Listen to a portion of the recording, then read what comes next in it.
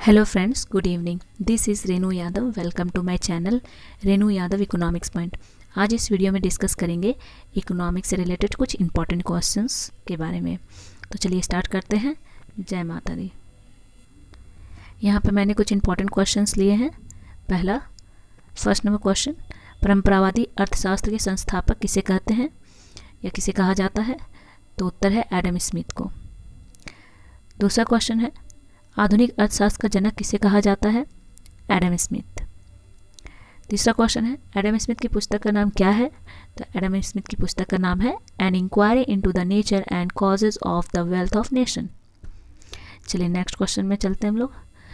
तो question number 4, an inquiry into the nature and causes of the wealth of nation किस वर्ष प्रकाशित हुई थी? तो यह पुस्तक 1776 ईस्वी में प्रकाशित हुई थी। नेक्स्ट क्वेश्चन है क्वेश्चन नंबर 5, अर्थशास्त्र धन का विज्ञान है, यह किसने कहा है? अर्थशास्त्र धन का विज्ञान है, यह परंपरावादी अर्थशास्त्रियों ने कहा है। नेक्स्ट क्वेश्चन है क्वेश्चन नंबर 6, जब भी 6 अर्थशास्त्री जमा होते हैं वहाँ 7 मत हो जाते हैं, यह वाक्य किसने कहा है? तो यह वाक्य कहा है श्रीमती बारबरा उटन ने। नेक्स्ट क्वेश्चन क्वेश्चन नंबर 7, राजनीतिक अर्थशास्त्र ने परिभाषाओं से स्वयं अपना गला घोंट दिया है, यह वाक्य किसने कहा है? तो यह वाक्य जेन किन्स ने कहा है।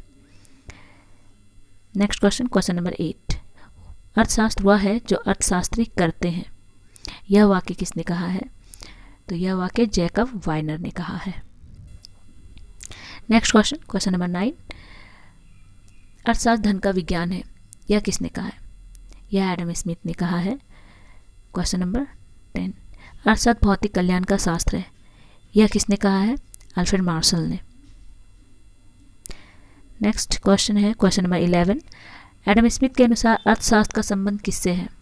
तो एडम स्मिथ के अनुसार अर्थशास्त्र का संबंध आर्थिक मानव से होता है, और आप लोगों को पता है आर्थिक मानव किसे कहते हैं, मैंने पिछली वीडियो में इसके बारे में बताया भी है। चलिए नेक्स्ट क्वेश्चन में चलते हैं। अर्थशास्त्र ज्ञान की वह शाखा है जिसका संबंध धन से है, यह वाक्य किसने कहा है? तो यह वाक्य वॉकर ने कहा है। नेक्स्ट क्वेश्चन है क्वेश्चन नंबर 13, अल्फ्रेड मार्शल की पुस्तक का नाम क्या है? तो अल्फ्रेड मार्शल की पुस्तक का नाम है प्रिंसिपल ऑफ इकोनॉमिक्स। तो अल्फ्रेड मार्शल ने जो पुस्तक लिखी थी, जो बहुत प्रचलित पुस्तक है जिसमें इकोनॉमिक्स से बहुत सारे सिद्धांत दिए गए हैं, वो बुक है principle of economics. Question number 14, Pigou की पुस्तक का नाम क्या है? तो पिगू की जो पुस्तक है the economic of welfare. Next question number 15, अर्थशास्त्र चयन का विज्ञान है, किसने कहा है? तो अर्थशास्त्र चयन का विज्ञान है, यह रॉबिन्स ने कहा है। 16 number, an essay on the nature and significance of economic science नामक पुस्तक किसने लिखी थी? तो इस पुस्तक को किसने लिखा है? तो इसका उत्तर है रॉबिन्स ने। क्वेश्चन नंबर 17, अर्थशास्त्र चयन का तर्कशास्त्र है, यह किसने कहा है? तो यह कहा है रॉबिन्स ने। क्वेश्चन नंबर 18, सैमुएल्सन किस देश के अर्थशास्त्री हैं? सैमुएल्सन अमेरिका देश के अर्थशास्त्री हैं। 19 question number 19, professor JK. Mehta किस देश के अर्थशास्त्री हैं? तो प्रोफेसर जे.के. मेहता भारत देश के अर्थशास्त्री हैं। Question number 20, professor JK. Mehta की पुस्तक का नाम क्या है?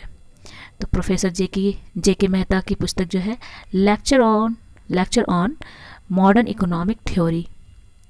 क्वेश्चन नंबर 21, अर्थशास्त्र आर्थिक परिणामों का वैज्ञानिक अध्ययन है, यह किसने कहा है? तो प्रोफेसर बॉल्डिंग ने कहा है। क्वेश्चन नंबर 22, मानवीय विज्ञान के रूप में अर्थशास्त्र को किसने परिभाषित किया है?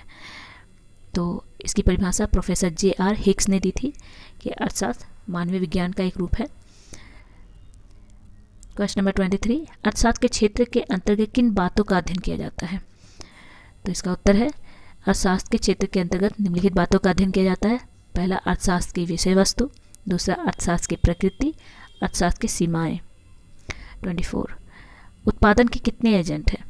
अगर किसी वस्तु का उत्पादन होता है या हम लोग करते हैं तो उसमें कौन कौन से एजेंट लगे होते हैं जिससे वस्तु का उत्पादन होता है? तो इसमें भूमि, श्रम, पूंजी, संगठन और साहसी, तो ये एजेंट हैं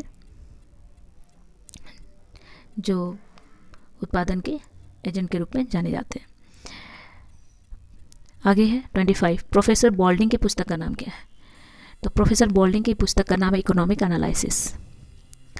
तो आज ये 25 क्वेश्चन हम लोगों ने देख लिया। अगर यह वीडियो आपको पसंद आया है तो मेरे वीडियो को लाइक करें, मेरे चैनल को सब्सक्राइब करें और बेल आइकन बटन को दबाना ना भूलें। आगे फिर से हम लोग न्यू टॉपिक के साथ आएंगे और न्यू क्वेश्चंस के साथ।